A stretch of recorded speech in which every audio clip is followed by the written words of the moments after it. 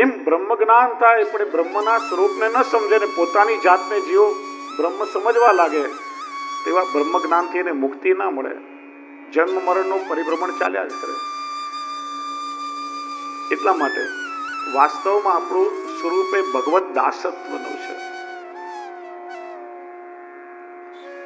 દાસ ભાવથી જ જીવ પ્રભુને બહુ સારી રીતે માણી શકે છે, પામી શકે છે. એ આપણા દાસત્વના સ્વરૂપનું ભાગવતજી આપણને જ્ઞાન કરાવે છે. બીજો અક્ષર છે ગ. ગ અક્ષર ગતિવાચક છે. જો સમગ્ર માનવીનું જીવન ગતિશીલ છે, કારણ કે આ સૃષ્ટિ કાળને આધીન છે અને કાળનું ચક્ર સદાય ચાલ્યા કરે છે. કાળ ક્યારે પણ રોકાતો નથી. એક નાનું બાળક હોય, પથારીમાં સૂતું હોય, કાંઈ ના કરે, એમને એમ સૂતું રહે તો પણ બાળકમાંથી યુવાન અને યુવાનમાંથી વૃદ્ધ તો બનશે જ, કેમ કે કાળનું ચક્ર ચાલે છે. આ જગતમાં બધી વસ્તુઓ ગતિશીલ છે. આપણા પણ જીવનમાં એક ગતિ હોય, પણ એ ગતિ કરતા કરતા માણસ પછી પ્રગતિનો વિચાર કરે. મારે આગળ વધવું છે, સેટલ થવું છે, મારો વિકાસ કરવો છે. પણ એ પ્રગતિ કરવામાં પણ માણસની અંદર વિવેક હોવો જોઈએ. તમારા જીવનની પ્રગતિ જો સદમાર્ગે થાય તો ઉત્તમ ગતિ મળે, સદગતિ થાય. અને નહીં તો જો આડોઅવળો રસ્તો પકડાઈ ગયો પ્રગતિ કરવામાં, માણસ વિવેક ચૂકી જાય અને ખોટા કામ કરવા લાગે તો એના જીવનની અધોગતિ પણ થઈ શકે. મહાભારતમાં એક બહુ સરસ પ્રસંગ છે. યક્ષ અને યુધિષ્ઠિરનો સંવાદ છે. યુધિષ્ઠિરને પૂછવામાં આવ્યું કે આ સંસારનું સૌથી મોટું આશ્ચર્ય કયું? યુધિષ્ઠિરે ઉત્તર આપ્યો કે દરરોજ હજારો લોકોના મરણ થાય છે, યમના દરબારમાં જાય છે, નરકની યાતનાઓ ભોગવે છે, દુઃખી થાય છે, પોતાના કર્મોના ફળ ભોગવે છે, અને પોતાની આંખે જોવા છતાં બાકી રહેલા લોકો એમ સમજે છે કે આપણે તો મરવાના જ નથી, આપણે તો અમર છીએ, વિચારી મનસ્વી રીતે સ્વચ્છંદી રીતે વર્તન કરે છે. એનાથી મોટું બીજું કોઈ આશ્ચર્ય નથી. આપણે બધા જોઈએ છીએ કે માણસ પાપ કર્મ કરીને કેટલા દુઃખી થાય છે, કર્મોના ફળ કેવી કેવી રીતે ભોગવે છે, અને છતાંય માણસમાં એ સમજ નથી આવતી. બહુ મોટું આશ્ચર્ય છે. ભાગવત આપણી ગતિ પ્રભુ તરફ કરાવનારું શાસ્ત્ર છે. જીવનમાં ઉત્તમ ગતિ આપણને આપે છે, ઉત્તમ દિશા આપણને બતાવે છે. જુઓ, ખલાસી વાણવટો કરતો હોય અને દિશા ભૂલી જાય અને દિશા ના જડે તો પેલો હોકા યંત્ર કાઢે, કંપાસ કાઢે, જે હંમેશા ઉત્તર દિશા બતાવે. અને કંપાસ જોઈને, હોકાયંત્ર જોઈ ખલાસી પોતાની દિશા નક્કી કરે. પેલો હોકાયંત્ર છે ને એ ઉત્તર દિશા બતાવે, પણ ભાગવત આપણને જીવનમાં ઉત્તમ દિશા બતાવે છે. પ્રભુ તરફ આપણી ગતિ કરાવનારું આ શાસ્ત્ર છે. ત્રીજો અક્ષર છે વ. વરિષ્ઠમ સર્વ શાસ્ત્રેષુ.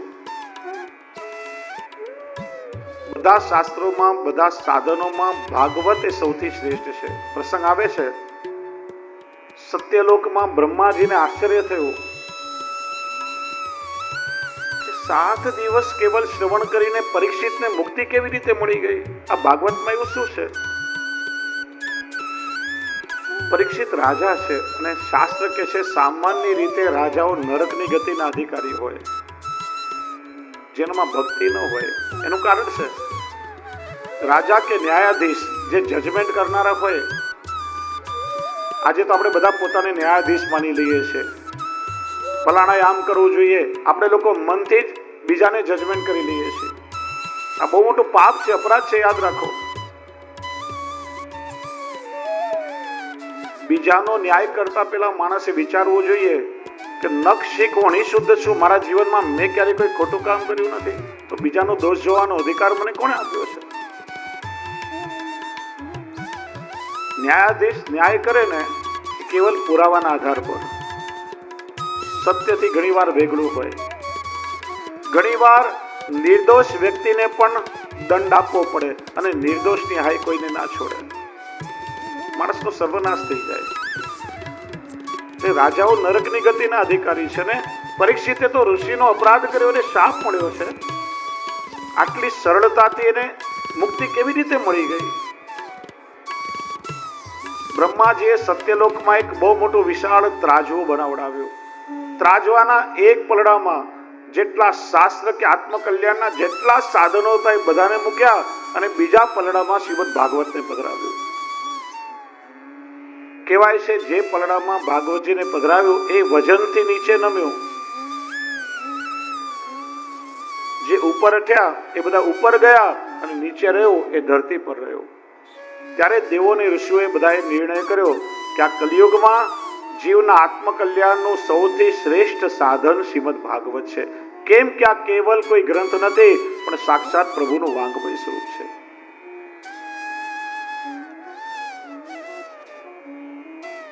ચોથો અક્ષર છે ત.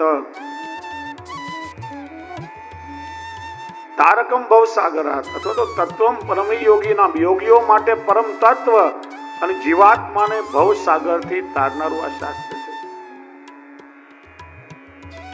આપણે જીવનની એક એવી નૌકામાં બેઠા છીએ જેના હલેસા, જેની પતવાર સ્વયં પ્રભુએ સંભાળી છે. એ જીવન નૌકાના યાત્રીઓને કોનો ભય હોય? પેલી એક વાર્તા સાંભળી હતી. એક વિમાનમાં 7 વર્ષની એક બાળકી બેઠી હતી. વિમાન પૂરી ઊંચાઈ પર ઉડે, અચાનક વેધર બગડ્યું, વીજળીઓ ચમકવા લાગી, પેલું વિમાન કંટ્રોલની બહાર જવા લાગ્યું. બધા પ્રવાસીઓ ગભરાયા, સીટ પકડીને બેસી ગયા. અરે ભાઈ, જશે તો સીટ સાથે બધા જવાના છે ને. કે ને પેલું એરોસ્ટેસ એનાઉન્સમેન્ટ કરે ને, आगे 2 द्वार, पीछे 2 द्वार, बीच में 2 द्वार और नहीं खुले तो सीधे हरिद्वार. બધા ગભરાયા, પણ પેલી બાળકીના મોઢા પર જરાય ગભરાટ નહીં. એ તો બારીમાંથી બહાર જોઈ પ્રકૃતિનો આનંદ લઈ રહી હતી. પેલા બાજુમાં બેસેલા પ્રવાસીએ જોયું, બાળકીને જરાય ડર નથી. ગમે ત્યારે વિમાન નીચે પડે એવું લાગી રહ્યું છે, કંટ્રોલની બહાર. પૂછ્યું, બેટા તને ડર નથી લાગતો? કે ના. કેમ? અરે આ પ્લેનના જે પાયલટ કેપ્ટન છે ને એ મારા પપ્પા છે અને મને વિશ્વાસ છે કે સહી સલામતે પ્લેનને લેન્ડિંગ કરાવશે. પોતાના પિતા વિમાન ઉડાડી રહ્યા છે ને બાળક કેટલું નિર્ભય છે. જગતના પિતાએ જે નૌકાની પતવાર સંભાળી હોય એ જીવન નૌકાના યાત્રીઓને શેની ચિંતા હોય? તારકમ ભવ સાગરાત, ભવ સાગરથી તારનારું આ શાસ્ત્ર છે. એવું શ્રીમદ ભાગવત છે. વૈષ્ણવ, આ શ્રવણ ક્યારે પણ વ્યર્થ નથી જતું. ઘણી વાર એવું લાગે કે કથા આખી સાંભળી, ઘણું યાદ છે, ઘણું ભૂલાઈ ગયું, પણ જેટલું યાદ છે ને એ પણ તમારું કલ્યાણ કરી દેશે. માણસની વૃત્તિ, પ્રવૃત્તિ બધું બદલાઈ જતું હોય. જીવનની દિશા બદલી નાખે જો આ સત્સંગ આપણા અંદર ઉતરી ગયો હતો. જેને કથામાં પ્રેમ થાય એ પછી કથા ભગવાનમાં એનો પ્રેમ કરાવે છે. જે કથામાં રસિક થયો એની ભોગવવાની વૃત્તિ છૂટી જાય છે, એટલે તો પછી પ્રભુને ભોગ ધરવાની વૃત્તિ થઈ જાય છે. ઘણી વાર કહું, એક કન્યાની માતા નાનપણમાં મૃત્યુ પામી. પિતાએ બાળકીને ઉછેરે, મા બાપ બેનો પ્રેમ આપે. ધીરે ધીરે બાળકી મોટી થવા લાગી. વિચાર્યું, મા વગરની મારી આ દીકરી છે, ધામધૂમથી મારે એના લગ્ન કરવા છે. મહેનત કરી કમાઈ અને પોતાની દીકરીને આપે. બેટા, તારા લગ્ન માટે આ બધું ધન હું ભેગું કરી રહ્યો છું, સંભાળીને સાચવીને રાખજે. બાળકી મોટી થઈ, યોગ્ય સ્થાને એનો વિવાહ નક્કી થયો. પિતાએ વિચાર્યું કે લગ્ન હવે નજીક આવી રહ્યું છે, લગ્નની બધી આપણે ખરીદી કરવી જોઈએ. દીકરીને બોલાવીને કહ્યું, બેટા, આટલા વર્ષોથી મહેનત કરીને કમાઈને રૂપિયા તને સાચવવા આપ્યા છે, બેટા તું મને આપ, તો તારા માટે હવે કપડા, દાગીના, બધી વસ્તુની આપણે ખરીદી કરીએ, તારી મનપસંદ ખરીદી કરવી છે. દીકરી રૂમમાં ગઈ અને ભાગવતજીની પોથી પધરાવીને લઈ આવી. અને ભાગવતજીનું પોથીનું એક એક પાનું ખોલી 500ની નોટ, 100ની નોટ કાઢીને પપ્પાના હાથમાં આપે. પિતા ચોંક્યા, બેટા આ શું? આટલી મહેનત કરી, પરસેવો પાડી, આ રૂપિયા કમાઈને તને સાચવા આપ્યા, બેંકમાં કે તિજોરીમાં ક્યાંક મૂકવા જોઈએ, આ ભાગવતની પોથીમાં તે મૂક્યા. બેટા, કોઈ ચોરી જાય તો શું દશા થાય મારી? તને કેવી રીતે પરણાવું? દીકરીએ બહુ સુંદર જવાબ આપ્યો, પપ્પા, જે ઘરમાં ચોરી કરવા માટે આવે ને એ ક્યારે ભાગવતની પોથી ખોલે નહીં, અને એકવાર જે ભાગવતની પોથી ખોલે તો જીવનમાં ક્યારે ચોરી કરે નહીં, એની વૃત્તિ બદલાઈ જાય. એવું શ્રીમદ ભાગવત છે. વૈષ્ણવ, ભાગવત એ સાક્ષાત ગોવર્ધનોદ્ધરણ શ્રીજી બાવાનું વાંગમય સ્વરૂપ છે. વાંગમય સ્વરૂપ એટલે વાણીથી પ્રગટ થતું પ્રભુનું સ્વરૂપ.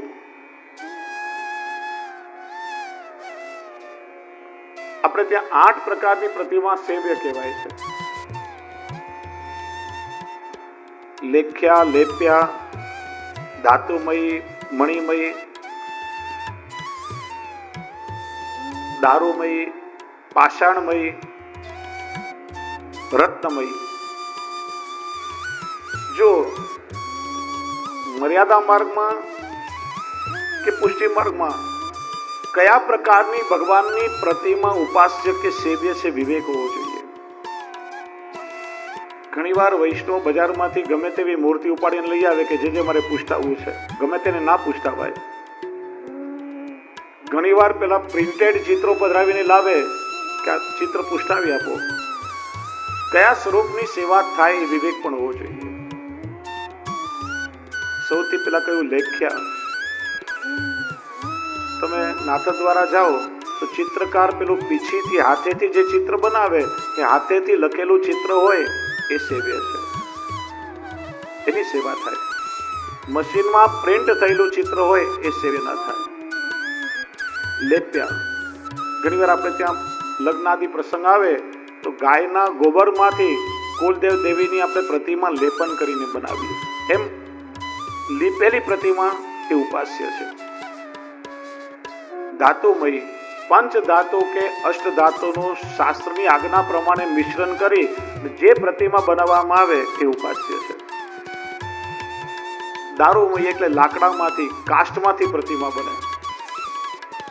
તમે ઓરિસ્સામાં જાઓ તો ભગવાન જગન્નાથરાયજી, બલભદ્રજી અને સુભદ્રાજીની જે પ્રતિમાઓ છે, દર 12 વર્ષે 2 અષાઢ અધિક માસ આવે ત્યારે ભગવાનનું નવું કલેવર સિદ્ધ થાય અને હૃદયમાં બિરાજતું તેજોમય સ્વરૂપ જેમને સ્વપ્નમાં આજ્ઞા થાય એ પંડિત દ્વારા નેત્રમાં પાટા બાંધી એમના હૃદયમાં પધરાવવામાં આવે છે. લાકડામાંથી, કાષ્ઠમાંથી નિર્મિત થયેલી પ્રતિમાની સેવા થાય. પાષાણમયી.